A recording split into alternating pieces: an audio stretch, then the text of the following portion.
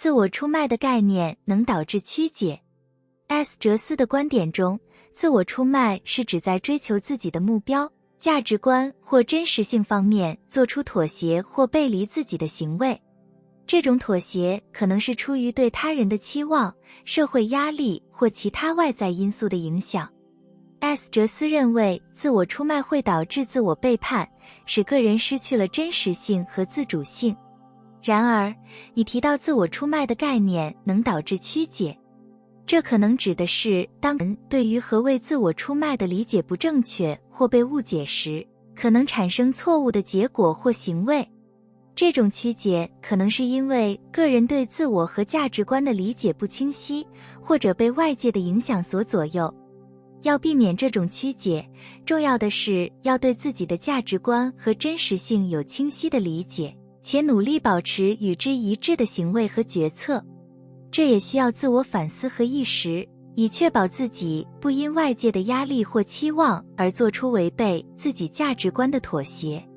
透过充分了解自己和保持一致性，可以更好地避免曲解和自我出卖的情况发生。重要的是理解 S. 哲斯观点中的自我出卖概念，且将其应用于个人成长和价值观的塑造中。同时，每个人的理解和应用可能会有所不同，因此关键是保持对自己真实性的认知，且在遵循内在价值观的前提下做出明智的选择。Safe 空间的建立。 S. 哲斯 Safe 的教导中，他提到了一个称为 Safe 空间的概念。Safe 空间指的是一个超越物理现实且由心智和意识创造的非物质领域。在这个 Safe 空间中，个体可以探索、了解和创造各种现实、经验和存在的可能性。S. 哲斯描述了 Safe 空间是一个无限且多维的领域，其中包含了无限的潜力和创造力。这个空间且非仅限于个体的心智，而是一个共享的领域，所有存在和意识都可以进入且与之互动。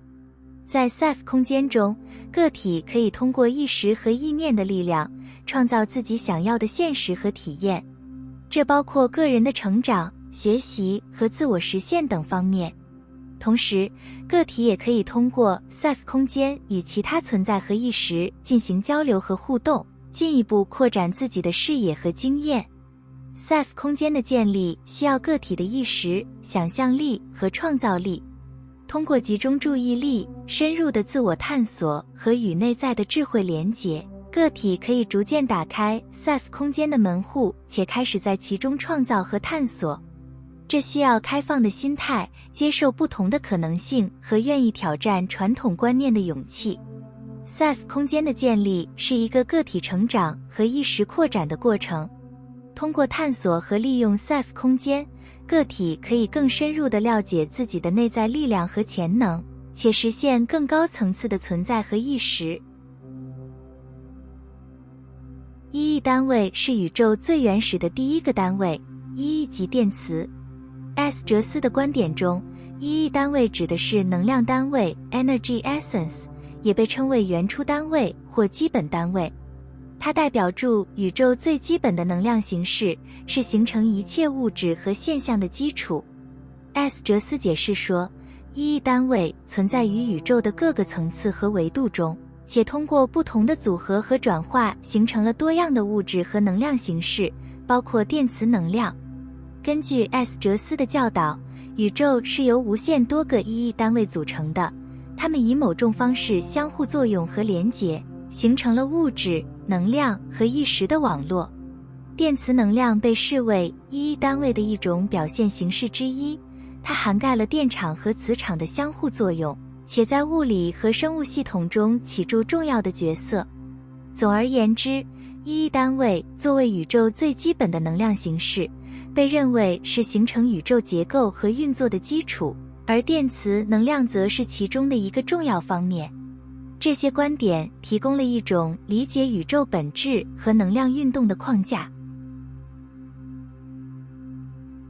痛苦的本质是意识的一种属性及活力的一种显示，只有仍旧害怕死亡，以为死亡是个终结的本体中那一部分，才以为受苦是危险的。最深的苦是没有苦可受了，苦让自己有存在的感觉。在 S 哲斯的观点中，痛苦被视为意识的一种属性和活力的一种表现形式。痛苦的存在是意识的一部分，它提醒我们对某些方面或经验的不适应，并激发我们寻求改变和成长。